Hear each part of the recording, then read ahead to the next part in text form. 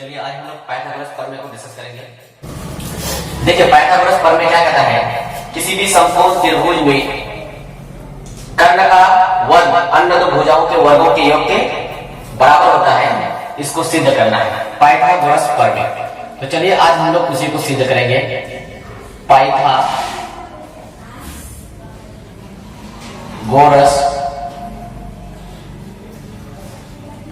प्रमेय, इसी को हम लोग आज सिद्ध करेंगे। किसी भी समकोण त्रिभुज में कर्ण का वर्ग अन्य दो भुजाओं के वर्गों के योग के बराबर होता है, इसको सिद्ध करना है। तो चलिए इसको सिद्ध करने से पहले सबसे पहले हम लोग को क्या करना पड़ेगा, एक ट्रायंगल को हम लोग यहाँ पे ड्रॉ करना पड़ेगा। यहाँ पे हम लोग क्या करते हैं, एक ट्रायंगल ड्रॉ करते हैं, राइट एंगल ट्रायंगल, इसको हम लोग क्या करते हैं, ड्रॉ करते हैं।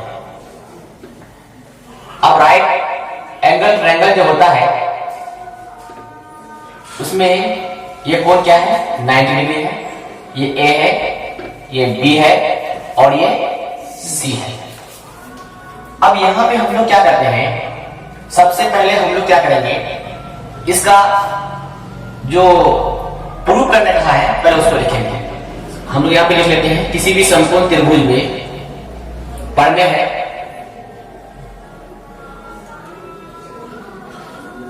किसी भी समकोण त्रिभुज में कर्ण का वर्ग अन्य दो भुजाओं के वर्गों के योग के बराबर होता है। अन्य दो भुजाओं के वर्गों के योग के बराबर होता है, ये प्रमेय है। इसी को क्या करना है, हम लोग को प्रूव करना है, सिद्ध करना है। तो अब हम लोग क्या करेंगे, यहां से हम लोग एक रचना करेंगे। क्या रचना करेंगे, यहां से हम लोग एक लंब ड्रॉ करेंगे, किस पर, ऐसी साइड पर डी। अब यहां पे हम लोग क्या करते हैं, यहां पे जो चीज दिया हुआ है उसको पहले लिखेंगे। दिया है समकोण त्रिभुज ए बी सी में angle A B C is equal to 90 degree. कहता है कि ट्रायंगल ए बी सी में जो समकोण त्रिभुज है, तो समकोण त्रिभुज में एंगल ए बी सी जो है वो क्या है, 90 डिग्री। तो इसके आधार पर हम लोग को प्रूव करना है। क्या प्रूव करना है, यानी कि A C square is equal to A B square plus B C square क्या करना है, प्रमाणित करना है, प्रमाणित करना है। तो अब इसको प्रमाणित करना है तो कैसे करेंगे, सबसे पहले हमने क्या किया, रचना किया। रचना क्या की, रचना हम लोग किए कि रचना BD लंब AC भुजा पर डाला, ठीक है, BD लंब AC पर डाला। जब BD को हम लोग BD लंब AC पर डालते हैं तो यहां पे 90 डिग्री का एंगल बनेगा और यहां पे भी 90 डिग्री का एंगल बनेगा। तो इसके आधार पर हम लोग क्या करेंगे, प्रूव करने की कोशिश करेंगे। तो सबसे पहले हम लोग देखते हैं, यहां पे हम लोग लेंगे ट्रायंगल ए डी बी, ये छोटा सा ट्रायंगल और एक बड़ा सा ट्रायंगल है ना, राइट एंगल ट्रायंगल जो है बड़ा सा ट्रायंगल ए डी बी, वो ट्रायंगल ए बी सी में क्या चीज रिलेशन है, दोनों में जो रिलेशन है उस रिलेशन को समझना है। क्या क्या रिलेशन है, अब देखिए एंगल ADB, एंगल ADB में एंगल ADB जो है, ट्रायंगल ADB में एंगल ADB जो है वो कितना डिग्री का एंगल है, 90 डिग्री। तो यहां पे हम लोग लिखेंगे angle A D B equal to, अब देखिए इस ट्रायंगल में चलेंगे, ट्रायंगल एबीसी में चलेंगे, ट्रायंगल ए बी सी में। तो ट्रायंगल एबीसी में एंगल ए बी सी कितना डिग्री का एंगल होगा? 90 डिग्री का। Angle A B C is equal to 90 degree, दोनों का 90 डिग्री है।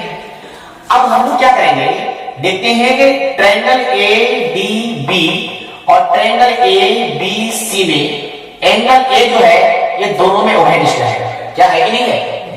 यहां पे लिखेंगे angle A equal to angle A, उभयनिष्ठ, उभयनिष्ठ। अब जरा सा बताइए, हम लोग पढ़े हैं समरूपता नियम पढ़े हैं। अब ये दोनों जो ट्रायंगल है, ट्रायंगल ए डी बी समरूप ट्रायंगल ए बी सी है कि नहीं है? ट्रायंगल ए डी बी समरूप ट्रायंगल ए बी सी, कौन सा? समरूपता की कौन से नियम से? ए समरूपता से, ए समरूपता से, ए समरूपता से। ये दोनों क्या है? समरूप है। तो अब जब दोनों ट्रायंगल समरूप है तो इसके संगत भुजा भी क्या होगा? समान अनुपात में होगा, ये हम लोग पढ़े हैं। तो उसका दोनों भुजा भी क्या होगा? समान अनुपात में होगा। तो अब हम लोग चलते हैं यहां पे, देखो यहां पे क्या करेंगे, ए डी, इसका ए डी, इसका ए डी, तो यहां पे हो जाएगा ए डी बटे ए, इसका ए डी लिए और इसका ए बी, ट्रिक के आधार पर ए बी जो आपको प्रॉब्लम नहीं होगा, इक्वल टू, अब इन दोनों को ले लेते हैं, इन दोनों को ले लेते हैं, ठीक है? तो अब यहां पे क्या हो जाएगा, ए बी बाई ए सी, होगा कि नहीं होगा? अब हम लोग यहां पे क्या करेंगे, क्रॉस मल्टीप्लिकेशन करेंगे दोनों को। तो यहां पे हो जाएगा A B into A C equal to A B into A B, A B into A B. तो यहां पे हो जाएगा A D into A C equal to A B का स्क्वायर। इसको हम लोग इक्वेशन 1 मान लेते हैं। अब देखो बहुत सिंपल सा है। सबसे पहले हम लोग कहां से चले, ये छोटा सा ट्रायंगल से चले और ये बड़ा सा ट्रायंगल से चले ना, क्योंकि ये भी राइट एंगल ट्रायंगल और ये छोटा सा भी राइट एंगल ट्रायंगल। अब यहां से चलेंगे, एक इधर भी छोटा सा ट्रायंगल है, अब इससे चलेंगे फिर पूरे से चलेंगे, क्या चलेंगे कि नहीं चलेंगे? तो अब देखिए अब हमने कहां से ले लेंगे, अब यहां पे हम लोग ले लेंगे ट्रायंगल बी डी सी और ट्रायंगल ए बी सी में। अब इन दोनों में रिलेशन देखेंगे, इन दोनों में क्या रिलेशन है, दोनों में रिलेशन क्या है। तो अब हम लोग देखते हैं कि triangle B D C, triangle B D C में एंगल बी डी सी जो है वो 90 डिग्री का एंगल है। तो angle B D C equal to angle A B C, क्योंकि हम बड़ा ट्रायंगल ले रहे हैं। तो ये ट्रायंगल ए बी सी में angle A B C 90 degree का एंगल है, यानी समकोण है कि नहीं है? तो यहां पे हो जाएगा angle A B C equal to 90 degree, क्या होगा कि नहीं होगा? अब बताओ इसमें जो एंगल सी है दोनों में क्या है, उभयनिष्ठ है, दोनों में कॉमन है। तो अब हम लोग यहां पे लिखेंगे angle C equal to angle C, angle C equal to angle C. यहां पे भी ए समरूपता से, ए समरूपता से ट्रायंगल बी डी सी समरूप ट्रायंगल ए बी सी, ठीक है? अब जब दोनों ट्रायंगल जब समरूप है तो दोनों का संगत भुजा भी क्या होगा, समान अनुपात में होगा। तो अब हम लोग क्या करेंगे, अब देखो यहां से हम लोग क्या किए थे, यहां से चले थे, पहले शुरुआत तो ये थी A B by A B और ए बी बाई ए सी। अब यहां पे क्या करेंगे, जो आपको एग्जाम में बनाने में आसानी होगी, ट्रिक क्या लास्ट, दोनों का लास्ट। तो यहां पे हो जाएगा आपका DC बाई क्या, DC by BC, DC by BC equal to, अब यहां पे BC बाई क्या, AC, BC बाई AC। आसान है। अब यहां पे क्या करेंगे, क्रॉस मल्टीप्लिकेशन करेंगे। तो यहां पे हो जाएगा आपका DC into AC equal to BC into BC। क्या होगा कि नहीं होगा? अब इसके आधार पर यहां पे हो जाएगा DC into AC equal to BC का स्क्वायर, क्योंकि 2 बार आया है। इसको हम लोग ले लेंगे इक्वेशन 2। अब क्या करेंगे, समीकरण 1 एवं 2 को जोड़ने पर, समीकरण 1 एवं 2 को जोड़ने पर जब ये दोनों समीकरण को जोड़ेंगे तो जो रिजल्ट चाहता है वो रिजल्ट फाइंड आउट हो जाएगा। तो हम लोग क्या करते हैं, अब ये हमारे पास इक्वेशन यहां पे है और दूसरा इक्वेशन हमारे पास यहां पे है। तो चलो हम लोग क्या करते हैं, AB यहां से इंटू AC प्लस, क्योंकि जोड़ना है, यहां पे हो जाएगा DC into AC equal to AB square plus क्या, BC स्क्वायर।